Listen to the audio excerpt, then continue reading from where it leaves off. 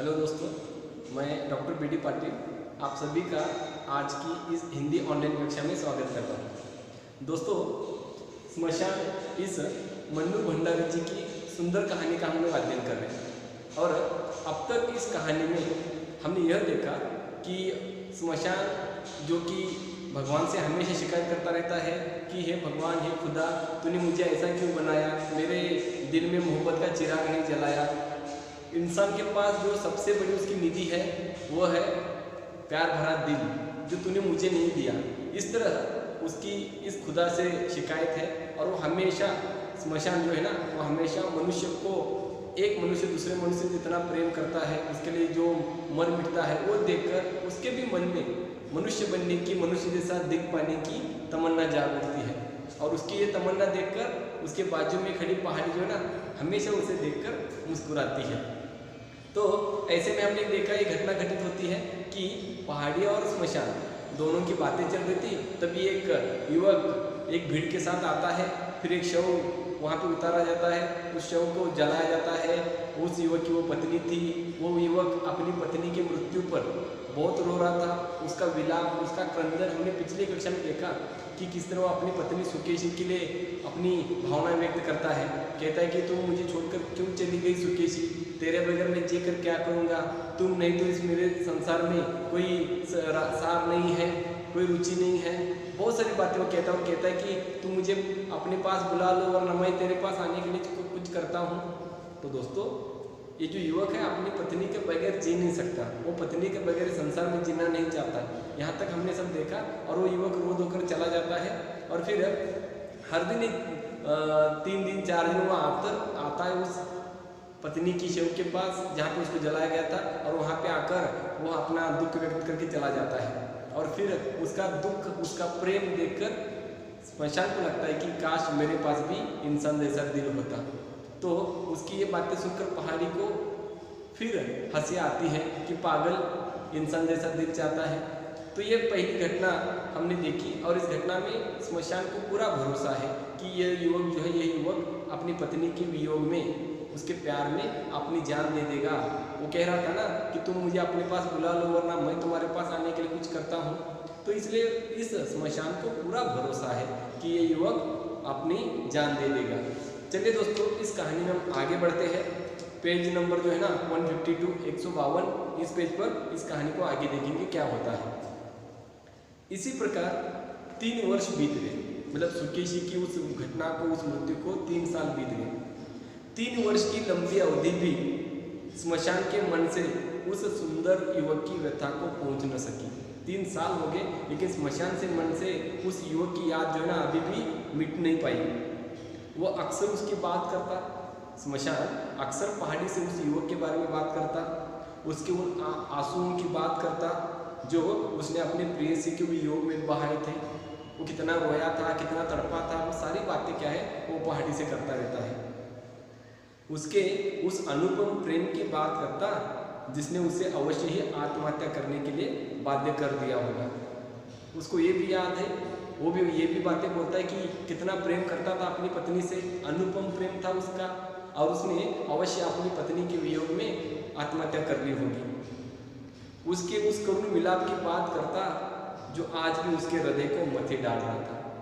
स्मशान उस युवक के करुण क्रंदन की बात करता है, कितना रो रहा था, कितना चिल्ला रहा था। वो सारी यादें जो ना आज भी वह इस पहाड़ी के साथ बोलता रहता है।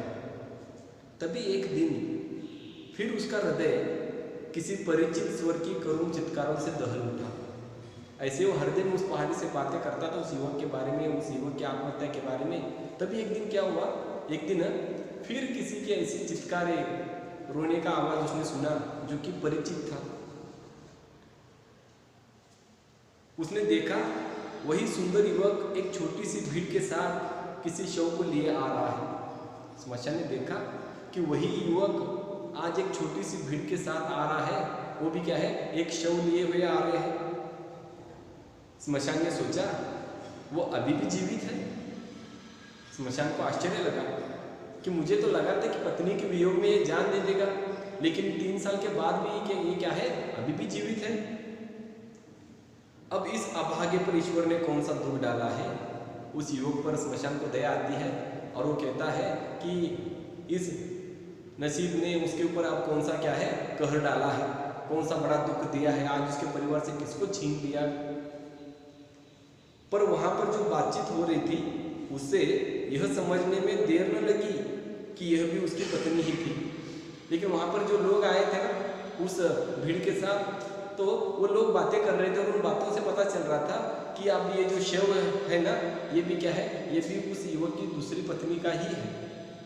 ये सुनने के बाद तो स्मशान को कितना जोर का धक्का लगा होगा, क्योंकि उसने देखा था कि ये युवक पहली पत्नी के मरने के बाद कैसी बातें कर रहा था।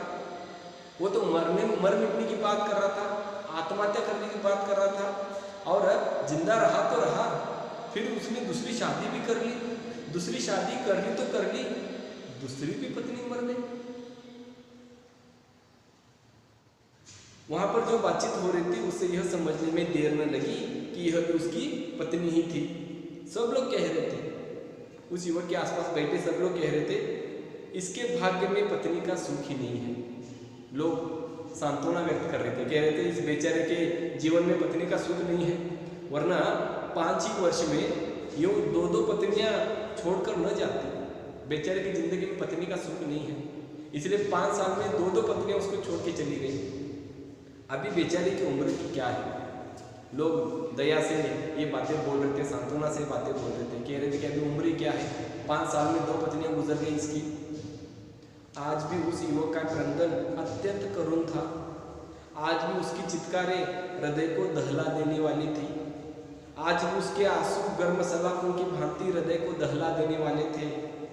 उसके पहले दिन के रूप में और आज के रूप में कोई विशेष अंतर न था। जैसे तैसे धीरज बंधाकर और पकड़कर लोग उसे ले गए। स्मशान देख रहा है, इसकी आज की चित्कारें, इसका आज का रोना, इसका आज का क्रंदन, उस दिन सुकेशी मरने के बाद जैसे रोया था वैसे ही रो रहा है। जितना तड़प कर रोया था उतना ही तड़प कर रो रहा है। उसकी उस समय की चित्कारें और आज की चित्कारें कोई विशेष अंतर नहीं है। आज भी उतना ही उसको दुख हुआ है। ये दूसरी पत्नी मर गई, दूसरी पत्नी के मरने के बाद भी उसको उतना ही पीड़ा हुई है, उतनी ही पीड़ा हुई है, उतना ही दुख हुआ है। उसका क्रंदन, उसका रोना, उसका चिल्लाना आज भी वैसे ही है। अंतिम संस्कार होने के बाद लोग उसको फिर से जैसे तैसे पकड़ कर लेके गए। आज उसका हाल फिर उसी दिन की तरह हुआ है। स्मशान के मन में वर्षों से मनुष्य के अलौकिक प्रेम की जो धारणा जमी हुई थी, उसको पहली बार हल्का सा धक्का लगा। स्मशान के मन में मनुष्य के अलौकिक प्रेम की जो धारणा जमी हुई थी ना, कि मनुष्य का प्रेम अलौकिक है, मनुष्य दूसरे मनुष्य के लिए सब कुछ लुटा देता है, उसके लिए न्योछावर होता है, अपनी जान तक दे देता है। ये जो उसके प्रेम की जो धारणा स्मशान के मन में जमी हुई थी ना, आज उसको थोड़ा सा धक्का लगा है। क्योंकि आज उसने देखा कि वह युवक जिंदा तो है, और जिंदा होते हुए क्या है, उसने दूसरी शादी भी कर ली। मतलब उसने सुकेशी के लिए जो भी बातें कही थी, उसके मरने के बाद जो भी अपना मन जो है उसने हल्का किया था, सारी मन की भड़ास निकाली थी, कह रहा था कि मैं तुम्हारे बगैर जी नहीं सकता, फिर भी जीवित रहा ना। तो इसलिए मनुष्य के प्रति या मनुष्य के प्रेम के प्रति उसके मन में जो भी धारणा थी ना, आज उसको थोड़ा सा धक्का लगा है। संध्या समय वह युवक फिर आया, शाम के समय वह युवक फिर से आया जहाँ पे दूसरी पत्नी को जलाया था। अब उस समय भी आया था, संध्या समय वह युवक फिर से आया और अपनी पत्नी की राख में लोट लोट कर विलाप करने लगा।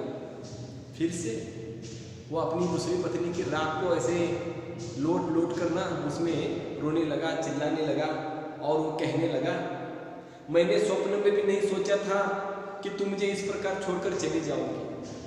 देखिए, दूसरी पत्नी के मरने के बाद भी यही कहता है कि मैंने सपने में भी नहीं देखा था, या मैंने सपना का ऐसा नहीं देखा था, या नहीं सोचा था कि तुम मुझे ऐसे छोड़कर चली जाओगी। यदि मुझे इसी तरह मझधार में छोड़ के जाना था तो मेरा साथ ही क्यों दिया। कहता है, अगर ऐसे मुझे मझधार में बीच राह में छोड़ के जाना था तो मेरा हाथ क्यों पकड़ा, मुझे क्यों थामा। अब मैं तुम्हारे बिना कैसे जीवित रहूंगा। तुमने अपनी मधुर मुस्कानों से एक दिन में ही मेरे मन से सुकेशी की व्यथा पहुंच दी थी। कहता है कि जब तुम शादी करके मेरे घर में आई तो मैं दुख में था, सुकेशी के वियोग में था, लेकिन तुमने एक दिन में ही अपनी मीठी मुस्कान से सुकेशी का जो दर्द मेरे मन में था उसको भुला दिया था। अब फिर तुम ही चली गई। तुम ही तो मेरा, कहता है कि मैं मन प्राण से तुम्हारा हो गया, तुम ही तो मेरा प्राण थी, अभी निष्प्राण देह कैसे जीवित रहेगी। दूसरी पत्नी के लिए वही कहता है कि सुकेशी के बाद अब तुम ही मेरा प्राण थी, तुम ही मेरी जान थी, अभी तुम ही चली गई तो ये जान क्या करेगी, मेरा प्राण क्या करेगा। कहता है मुझे अपने पास बुला लो, अब मैं तुम इस संसार में नहीं रह सकता। कहता है कि अब मुझे अपने पास बुला लो, इस संसार में तेरे बगैर नहीं रह सकता। दोस्तों हम ये जानते हैं कि यही बातें उसने सुकेशी मरने के बाद भी कही थी। सुकेशी तो मेरी अनुगामिनी थी, इसलिए मुझे उसका अभाव नहीं खटका, पर तुम तो मेरी सहगामिनी थी। हम दो शरीर एक प्राण थे, जब प्राण ही चले गए तो शरीर का क्या प्रयोजन। कहता है जब सुकेशी चली गई तो मुझे उतना दुख नहीं हुआ। क्यों? क्योंकि सुकेशी तो मेरी अनुगामिनी थी। दोस्तों अनुगामिनी मतलब अनुकरण करने वाली। मैं जिंदगी के रास्ते पे आगे आगे चलता, वो मेरे पीछे पीछे चलती थी, वो मेरी अनुगामिनी थी, इसलिए मुझे उसके जाने का गम नहीं हुआ। लेकिन कहता है तुम तो मेरा प्राण थी, अब तुम ही चली गई, मेरे प्राण ही चले गए, मैं जीवित रहकर करूँगा क्या, इस शरीर का क्या करूँ मैं। तो दोस्तों इस तरह वह अपनी दूसरी पत्नी के गुजरने के बाद भी उसी तरह विलाप करता है, उसी प्रकार उसको दुख होता है पत्नी के वियोग में, फिर वही बातें बोलता है कि तुम ही मेरा प्राण थी, तुम ही मेरी जान थी। तो ये सारी बातें सुनकर स्मशान पर क्या बीतती है वो हमें अगली क्लास में देखना है। तो दोस्तों उम्मीद करता हूँ कि यह कक्षा आपको अच्छी लगी। अगर वीडियो अच्छी लगी तो लाइक करना मत भूलिए। धन्यवाद।